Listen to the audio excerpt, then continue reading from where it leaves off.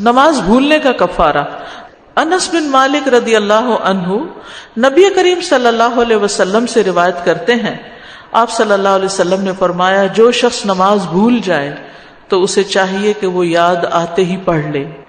ہر شخص کی زندگی میں کوئی نہ کوئی ایسا موقع آ ہی جاتا ہے کہ وہ اور کام کرتے کرتے بالکل بھول جاتا ہے کہ مجھے نماز بھی پڑھنی تھی۔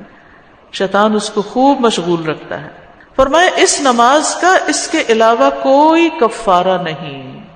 بعض لوگ کوئی مر جاتا ہے تو اس کے مرنے پر ہر نماز کے بدلے کوئی 2.5 کلو گیہوں وہ نمازوں کا فدیہ دینا شروع کر دیتے ہیں۔ نہیں، نماز کا کفارہ نماز ہی ہے، کچھ اور نہیں۔ استغفر اللہ۔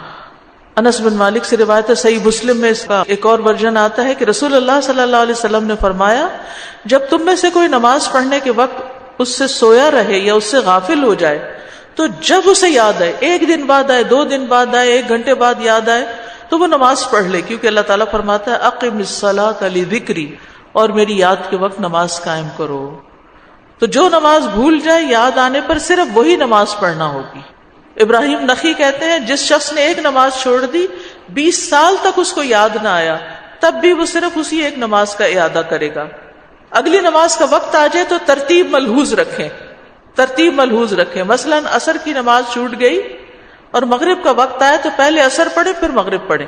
جابر بن عبداللہ سے روایت ہے کہ عمر بن خطاب رضی اللہ عنہ غزوہ خندق کے دن سورج غروب ہونے کے بعد آئے اور وہ کفار قریش کو برا بھلا کہہ رہے تھے۔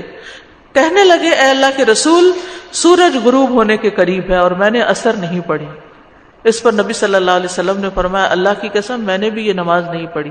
پھر ہم وادی بطحان میں گئے اور آپ نے وہاں نماز کے لیے وضو کیا اور ہم نے بھی وضو کیا، تو آپ صلی اللہ علیہ وسلم نے سورج غروب ہونے کے بعد عصر پڑھی، پھر اس کے بعد مغرب کی نماز پڑھی۔ تو ترتیب ملحوظ رکھیں۔